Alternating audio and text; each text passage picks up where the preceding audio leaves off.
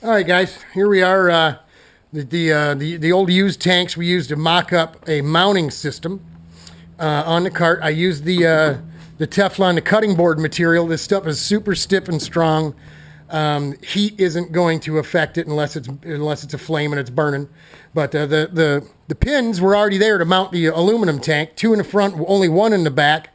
Not sure exactly what the deal was with that, but we went with it. You can see it's good and sturdy. We're going to put a false pin here and a false pin where we've just got this thing locating what's going on.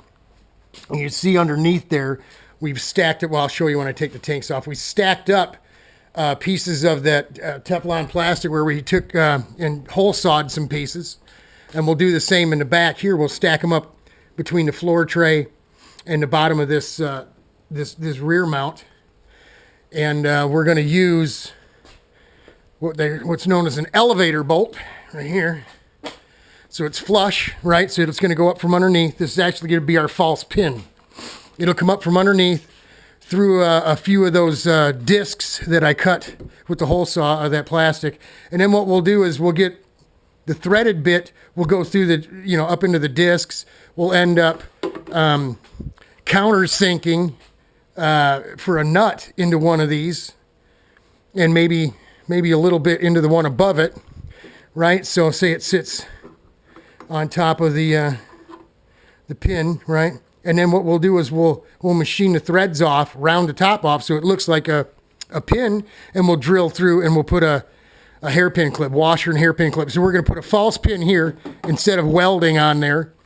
And then we're going to do the same thing here with another one of these up through all the stuff we've got there. So let me sit you down real quick and we'll pull this tank system off. Everything on pins, because the cart does this, right? It flexes.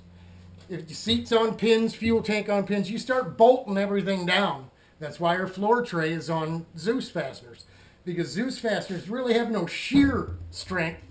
It's just sandwich strength, right? So if the cart's going to flex, the Zeus fasteners are going to give and move. All these pins are going to give and move. Seat's going to give and move. We don't want any of this stuff holding the chassis from doing what it's naturally going to do. Otherwise, it's like a torsion bar. You're messing up the natural deflection of the chassis. You want the chassis to do the work and tune the chassis, not tune the parts and pieces you bolt to it. So let me get in here and pop this off real quick. We got the two pins in the front, the one pin in the back for right now, but we're going to have the false pin, and then we get the tanks bolted together with, we'll have spacers here that literally go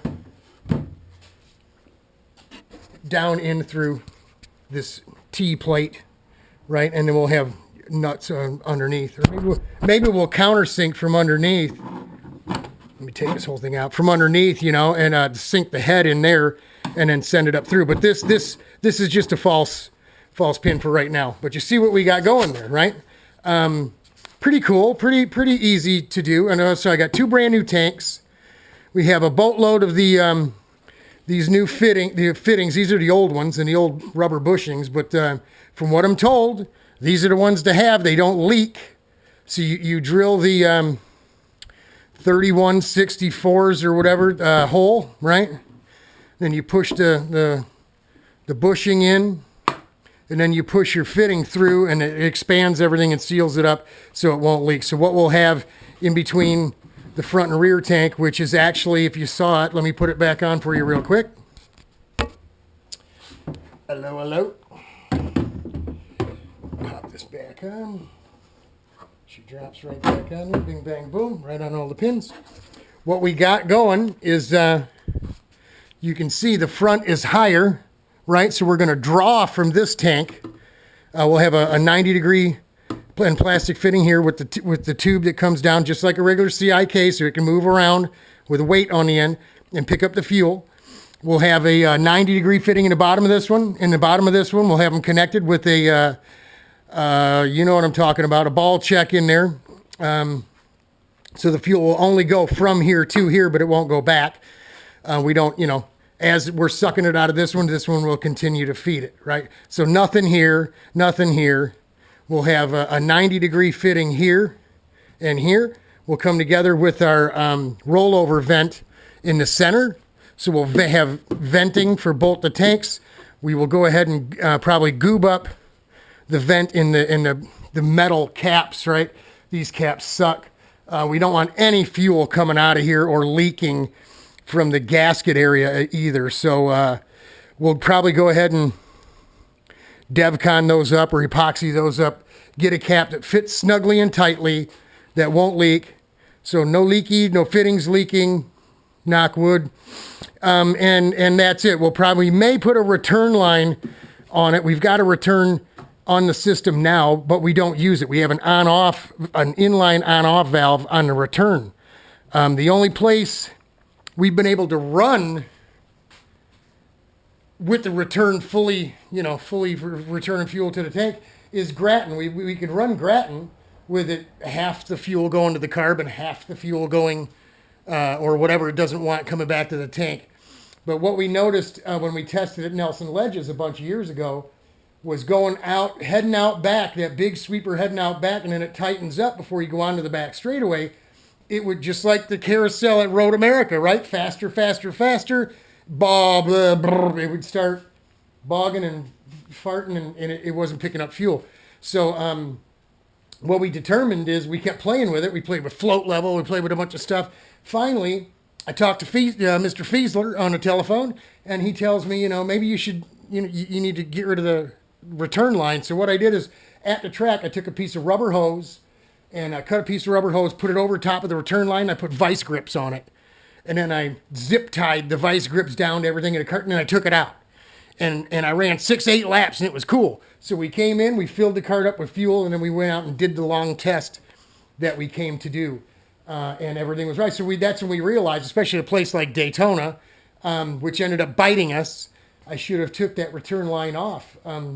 We went to Daytona in 2013, went out to break a new piston in when we first got there on practice day. And it literally the float bowl started to run out of gas at the end of the back straightaway. And it didn't blow the motor up, but it slightly seized it. I felt it slowing down.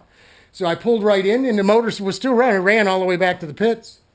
We got into the garage and popped the pipe off and took a look, and sure as anything, the back of the piston was a little blown up, and ended up having to go back to the old piston that we took out before we got down there. Well, we learned a lesson. How that thing got turned on, so it was actually returning fuel, I don't know. But to be completely honest, we could probably get rid of it altogether, get rid of the return altogether, because like I said, the only place we can use the return fully flowing is at Grattan, and we don't. We actually have it shut off, so we could probably get rid of that. I don't know. Maybe we put the return on just because.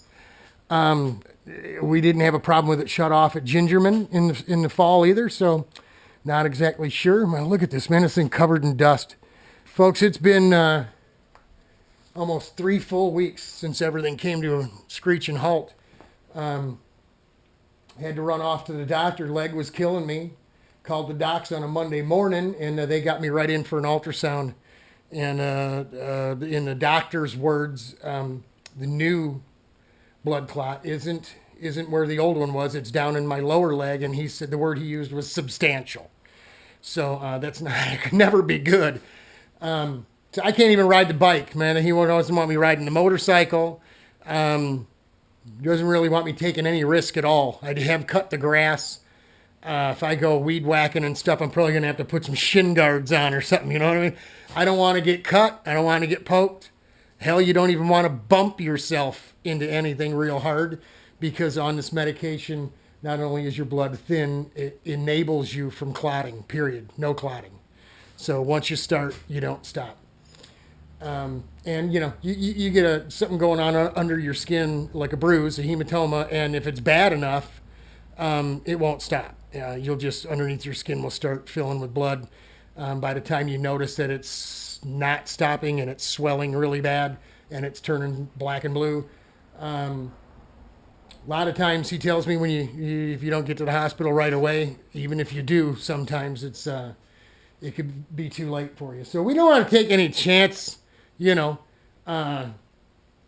doing something stupid because we're bored and getting hurt. So I mean, if I'm going to get hurt, I'd rather take my chances in here than out there or out in here, you know, running a drill press or running a hole saw or playing with a bandsaw over at Richie's place and getting hurt. So that's it. I'm going to go ahead and finish this up. I ain't going to do it today. Today's Saturday, the 27th of April. Maybe tomorrow between morning church and evening church, I'll get out here and play around. I got a little wing assembly for Mike Tracy. It's a glue job. I'm not really doing a fiberglass repair of the cosmetics. Going to use the Cool Guy structural adhesive, the aircraft structural adhesive with the big bad gun and the mixing tip, and we'll glue this thing back together for him.